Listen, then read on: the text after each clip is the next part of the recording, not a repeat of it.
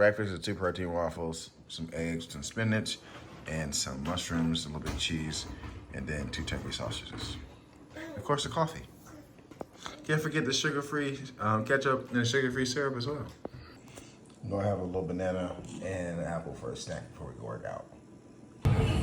So we're gonna start off our push day with some plated chest press machines, and then we're gonna superset it with some dumbbell wide raises. So it should be fun, pretty easy and simple. So let's get it done. So today is probably gonna be one of those short days. I wanted to try out a new thing, which I kind of talked about in the last video when I did my push day, was to kind of simplify and do less today, just to save time and see how I felt with my chest, and only doing 2 exercises for my chest really, to see if I get a great pump, get a great stretch, and see that the less volume still feels really good. So today we're only going to do 2 chest movements and see how it goes. But as you guys can see, I already said, starting off with some plated chest machine presses, which is a phenomenal exercise. Of course, it allows you to go all the way down and get a great stretch of your chest, and you can load it up with a lot of weight. This is pretty heavy, but it's not super heavy, so you know what I'm saying, I'm still in the cut. I'm not trying to kill myself, right? So I'm really focusing on still going down. As you guys can see my fucking face, I look fucking ridiculous, and I'm just focused on getting to get great reps with full range of motion. And then here we go with the wide raises. Every other machine, when it comes to side laterals, is taken. So I said, fuck it, let's get these these dumbbells. It's quick, it's easy.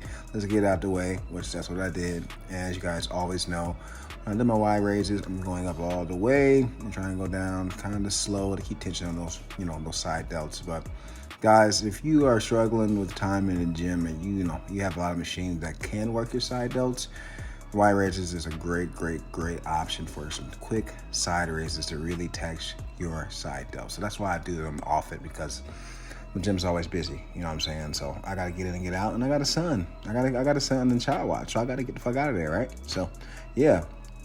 And here's our second set, of course, and I look fucking bald. I look like a fucking potato right now in this angle, so do not judge me too harshly. But as you guys can see from my face, I'm really challenging myself. The shit fucking burns, it fucking hurts, but I'm still taking my time, opening up that chest, full range of motion, really trying to milk out as many reps as possible. And in my last rep, I'm still going down slow. And second set of, as you guys know, wide raises. And reach to the sky, act like you're a fucking bald eagle. I live in America, so that is our national bird. Act like you're flapping your wings and flying and taking your time, smooth, gliding, just like that. Yeah, and these suckers do suck, guys. These motherfuckers do burn. Like, I only have, I think right now, my second set, I got like 15s. And like, they fucking are challenging. They fucking hurt. Like, you do not need a lot of weight when you do side raises. Even if they're wide raises or side raises, you don't need a lot of weight. I see so many people fucking ego lift when it comes to side raises, and I'm like, bro, your delt is not that big of a muscle. You do not need a lot of weight. It's more important to get decent amount of reps with full range of motion. You know what I'm saying, and taking your time and getting tension on that muscle than trying to fucking get the 50s and 60s and do half fucking reps and shit like that. Like, of course, intensity matters. Try to go to failure, go close to failure, and then once you get to failure, start doing some partial reps, trying to go as far as you can up. But you know what I'm saying, the weight and how heavy it is doesn't really fucking matter, guys. Like, bodybuilding is not about lifting heavy ass weight per se. It's about building your muscle, which that means full range of motion. You focus on the stretch, partial reps when you get to failure. It's not about super duper heavy ass weight. We're not power lifters. If you're trying to train like a bodybuilder or be like aesthetic, you're not a power lifter. You know what I'm saying? You're not a strong man, so you don't need super heavy ass weight to build a lot of muscle mass. Now, if you are a strong man or power lifter, then you need to lift heavy. But if your goal is to have a great physique, to build as much muscle as possible, to be lean, have that aesthetic physique, guys, I'm telling you, ranges from 8 to 15 reps are totally fine. It's going to build enough muscle. It's going to, it's going to be enough for you. You don't need to fucking stay around the range of 4 to 6 reps. That's just going to get you hurt. It's going to fatigue you a lot. It's going to wear out your joints. Only strongman, powerlifters, and weightlifters who do competitions need to lift like that. Now, you can switch it up every now and then and kind of lift heavier, progressive load, or you want to go through a phase, you lift a little bit heavier, like maybe 8 to 10, reps. But if your main goal is to look good, stop lifting so fucking heavy, guys. Like, who are you impressing? The girl and, you know, looking at you, she doesn't give a fuck how much weight you lift. She just wants to see how good you look. She don't give a fuck if you can squat 500 pounds or bench 300 pounds. That doesn't matter to her. Personality and how good your fucking abs look. That's what fucking matters. You know what I'm saying? So put the weights down, guys. So we finna hit some Smith machine shoulder presses and pair that with some cable chest flies. So let's get it. And the main reason why I did some of these Smith machine shoulder shoulder presses, is because one, the machines I wanted to use were taken. So, you know, you gotta adapt. You gotta have an arsenal of workouts that you can do in the gym and not complain like a little bitch. So I was like, fuck it, the Smith machine is open. Let me do some Smith machine, you know, shoulder presses, because it's great for fatigue. It's great for reps. You know what I'm saying? You can go past failure. You can go close to failure because those, you know, handy dandy clips, and you can prioritize more so your shoulders because of the rail on the Smith machine too. So it's less, you know, worry with stability and all that stuff like that. So great option. Now, is it the best option for shoulders? Nah. You know what I'm saying? It's great for your front delts, but you know, your side delts that gives you that capped off look, that width of your shoulders. So, you know what I'm saying? It's best to do another, you know, variation of some type of lateral raise if it means cable or something like that, but it's cool. You know what I'm saying? It's still okay. The exercise is still okay. It's still going to hit your side delts, you know, decent amounts, and hit your front delts mostly, but it's totally fine. Still a shorter movement. You can take your time, you can fatigue, which is great. And I'm starting to really enjoy these cable flies more than the pec deck, which the pec deck allows you to lift more weight, of course. But I'm really enjoying this because, I mean, both keep tension on your muscle, but just the cable just gives me a little bit better tension and a better feeling when I'm doing these than the pec deck for some reason. I don't know why, but I just like cables a lot more. And as you guys can see, I'm really opening up my chest, you know, taking my time, not rushing it at all, as you motherfuckers like to do. You can see the striations in my pec, my upper pec and my lower pec, which you can, you know what I'm saying, see separation, which is nice. And yes, guys, yes, I took off 5 pounds for my second set. I started off with 2 plates and a, 10 on, each side, or a plate and 10 on each side, and I took off 5 pounds, and I got 5 pounds. You know, it is what it is. You know what I'm saying? I'm doing a drop set, and I want to make sure I'm getting a lot of reps. So taking off 10 pounds is totally fine. You know what I'm saying? A lot of people will be like, oh, you took off 5 pounds, doesn't matter. Man, it does matter, especially when you're lifting, trying to get a lot of reps like that. 10 pounds matter. I'm not right now trying to lift super heavy. I'm on the cut. I'm going to keep repeating that.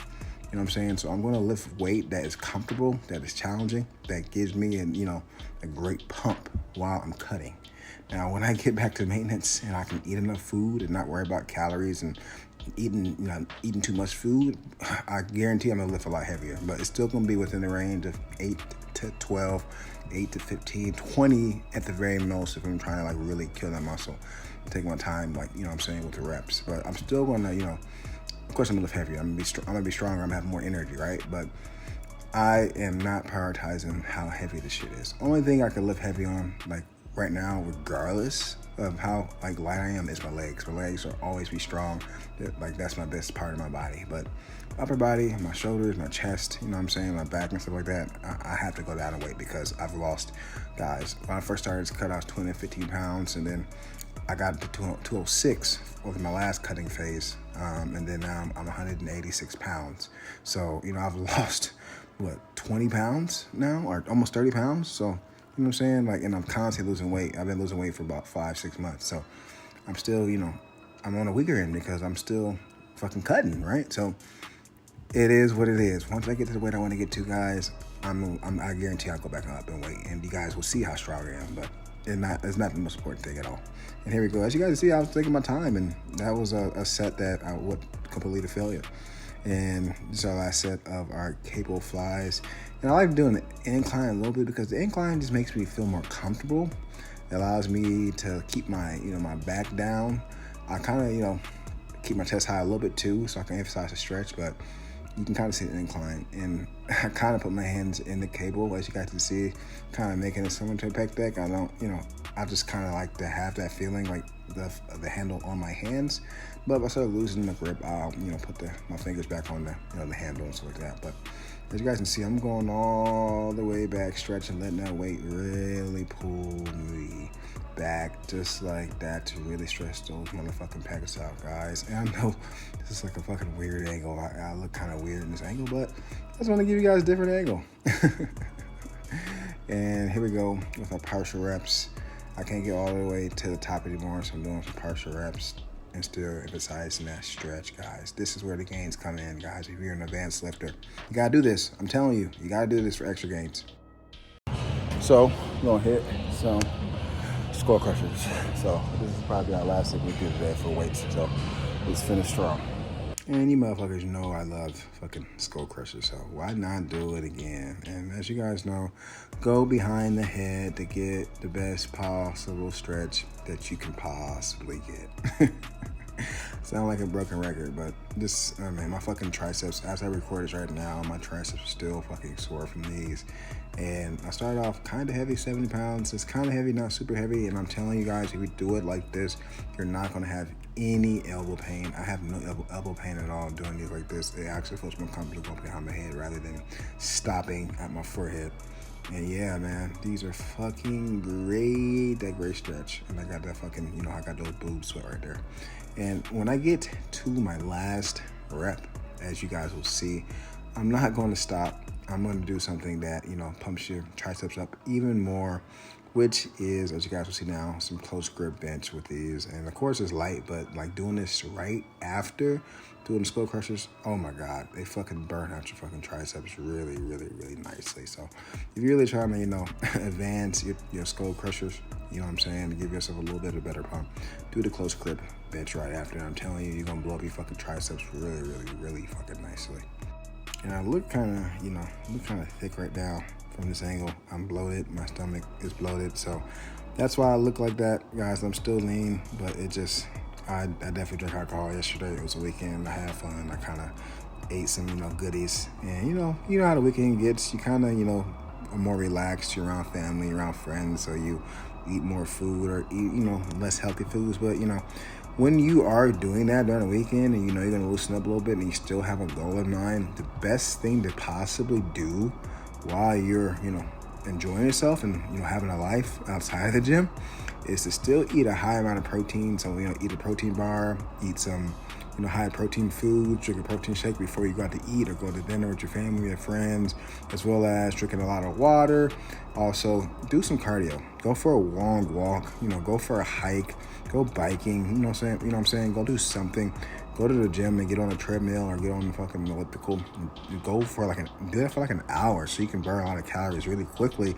So, it kind of takes out the guesswork. It kind of takes out the overindulgence that you probably would do. It kind of gives you more space to, more wiggle room to kind of have a little bit more fun and still stay on top of your goals. What happens is a lot of people will wait till the weekends and they're going to fucking indulge and like fucking gorge themselves with shit that they don't eat during the week, and it's going to destroy their fucking progress. And then they're not tracking the calories at all, right? And then they do that. And then they're like, why haven't I lost weight in a couple of weeks? Because like, bro, you ate 5,000 calories on Saturday and Sunday and you expect yourself to still be losing weight? That's not how that works. But as you guys can see, pretty quick day, but pretty fucking great day today too. Finishing up with some cardio on the elliptical, as usual. Pretty effective, but short day, so can't complain. So let's finish this cardio, y'all. For our next meal, we got some homemade teriyaki chicken thighs, some peas, some sweet potatoes, and some grapes. So for our next snack, kind of slash meal, got some smoked oysters. I love fucking seafood, especially oysters. Got some canned clams too. And then we also have some of these crisp bread, light rye, Swedish style crackers. Only 35 calories per cracker. Got 3 crackers, 1 slice of cheddar cheese, some Greek yogurt, fat-free, sugar-free, of course, and then some strawberries. We'll have some popcorn as a snack. Dinner is some homemade chili, cornbread, and our Sprite Zero. A little bit of dessert, just one cookie, and a little bit of vanilla ice cream. It's time to work now. Work, work, work. It's time to work out. Work, work.